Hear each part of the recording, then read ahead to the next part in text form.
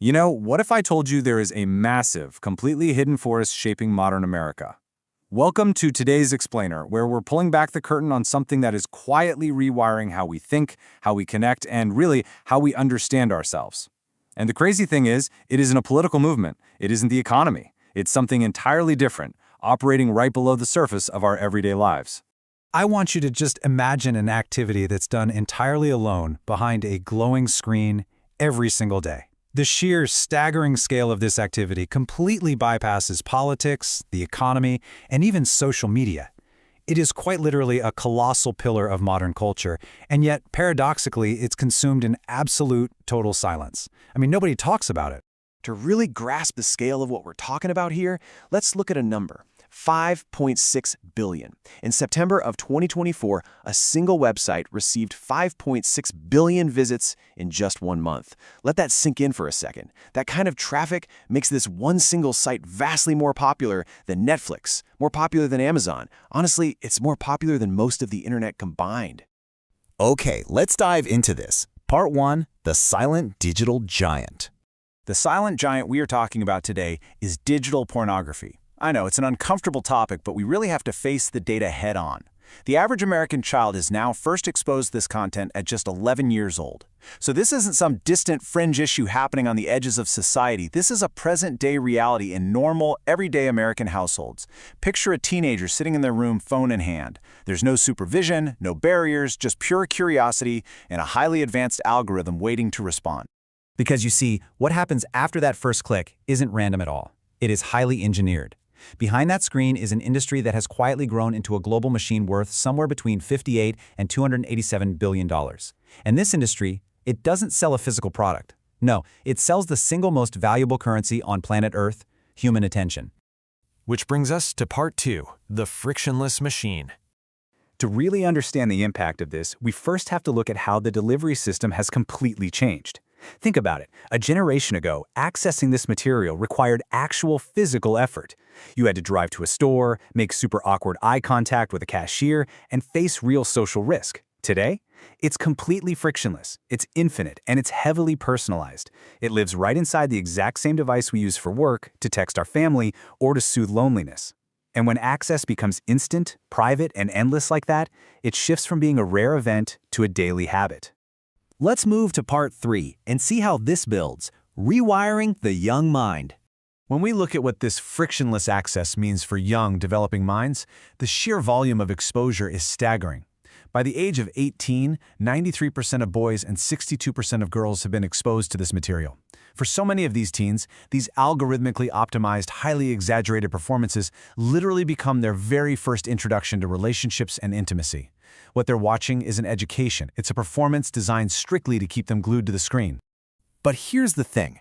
Young people are incredibly perceptive. 72% of 18-year-olds are fully aware that this content creates completely unrealistic expectations about sex. They know it's distorting reality, and yet the consumption continues. Why? Well, because an entire generation is interacting with a system that is fundamentally built to keep them hooked. This continued consumption isn't just a sign of personal weakness, right? It's an intentional design. The mechanics at play here are remarkably similar to social media addiction. It starts with a dopamine spike, then moves to a demand for constant novelty, and eventually requires escalation. Except here, these mechanics are tied directly to one of the most powerful, hardwired human drives we possess. And as you might guess, the brain responds exactly how you'd expect. Regular consumption is clinically associated with higher anxiety, increased depression, and way greater impulsiveness. Strikingly, there has been a significant rise in erectile dysfunction among men in their 20s, which is a condition that historically affected older populations.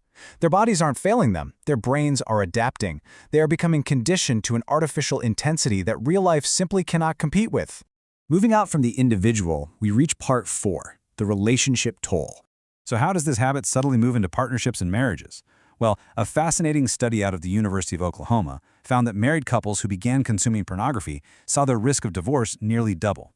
Now, it's absolutely crucial to be clear here.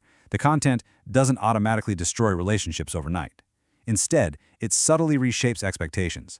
It introduces comparison, distance, and silence into the dynamic. And in a society where people already feel increasingly isolated and lonely, that introduce distance matters immense. Which takes us to a critical shift in this explainer. Part 5, the algorithmic escalation. Now, what's really interesting about the clinical reality is that not every researcher agrees on the severity of the impact. We need to look at this neutrally. The DSM-5 does not officially classify this as an addiction, and a 2025 adolescent review showed mixed results, some indicating harm, while others were less conclusive. But here's the crucial takeaway. Even if only a 3 to 8% compulsive behavior rate exists, well, in a country of over 330 million people, you are looking at millions of American lives deeply affected. And that danger is wildly amplified by the algorithm's path. Today's content isn't just consumed passively anymore, it's aggressively recommended. It's optimized for user retention. In recent surveys, college students actually reported accidentally encountering extreme, disturbing, or even illegal content.